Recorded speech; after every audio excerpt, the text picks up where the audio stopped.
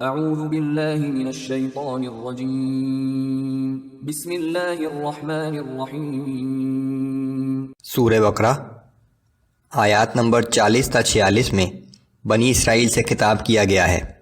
جب بنی اسرائیل نے تکبر کیا اور خود کو نسلی طور پر برتر سمجھتے ہوئے رسول اللہ صلی اللہ علیہ وآلہ وسلم کی رسالت سے انکار کیا کہ ہم برتر ہیں اور بنی اسماعیل کے کسی فرد کو رسول تسلیم نہیں کر سکتے۔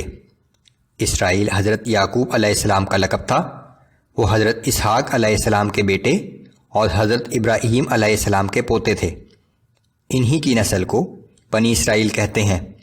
حضرت ابراہیم علیہ السلام کے دوسرے بیٹے حضرت اسماعیل کی نسل کو بنی اسماعیل کہتے ہیں۔ حضرت محمد صلی اللہ علیہ وآلہ وسلم انہی کی نسل سے تھے۔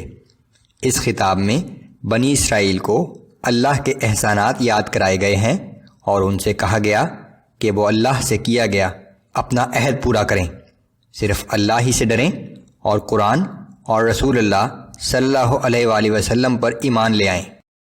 اعوذ باللہ من الشیطان الرجیم۔ یا بنی اسرائیل اذکروا نعمتی التي انعمت علیکم وأوفوا بعہدی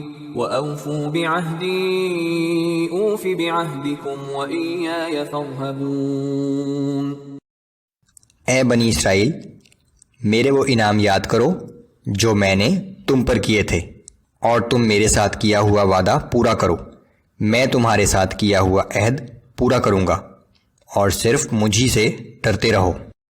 وآمنوا بما انزلت مصدقا لما معكم ولا تكونوا اول كافر به ولا تشتروا بآياتي ثمنا قليلا وإياي فاتقون۔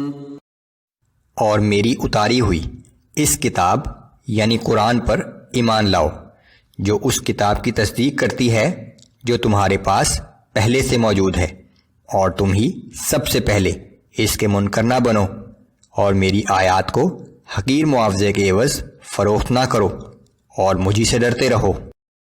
ولا تلبسوا الحق بالباطل وتكتموا الحق وأنتم تعلمون۔ اور حق کو باطل کے ساتھ نہ ملاؤ، اور نہ ہی حق کو جان بوجھ کر چھپاؤ۔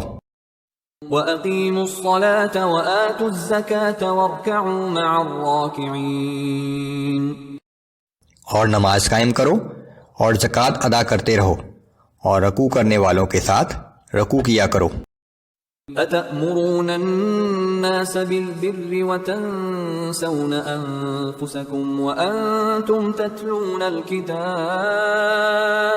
أَفَلَا تَعْقِلُونَ۔ کیا تم دوسروں کو نیکی کا حکم دیتے ہو اور اپنے آپ کو بھول جاتے ہو، حالانکہ تم کتاب یعنی تورات پڑھتے ہو؟ تو تم عقل سے کام کیوں نہیں لیتے؟ وَاسْتَعِينُوا بِالصَّبْرِ وَالصَّلَاةِ وَإِنَّهَا لَكَبِيرَةٌ إِلَّا عَلَى الْخَاشِعِينَ۔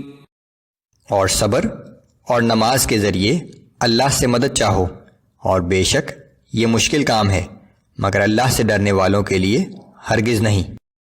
الذين يظنون انهم ملاقو ربهم وانهم اليه راجعون۔ یہ اللہ سے ڈرنے والے لوگ اس بات پر یقین رکھتے ہیں کہ آخر ایک دن انہیں اپنے رب کے حضور پیش ہونا ہے، اور یہ بھی یقین رکھتے ہیں کہ آخر کار ان کو اسی کی طرف واپس لوٹ کر جانا ہے۔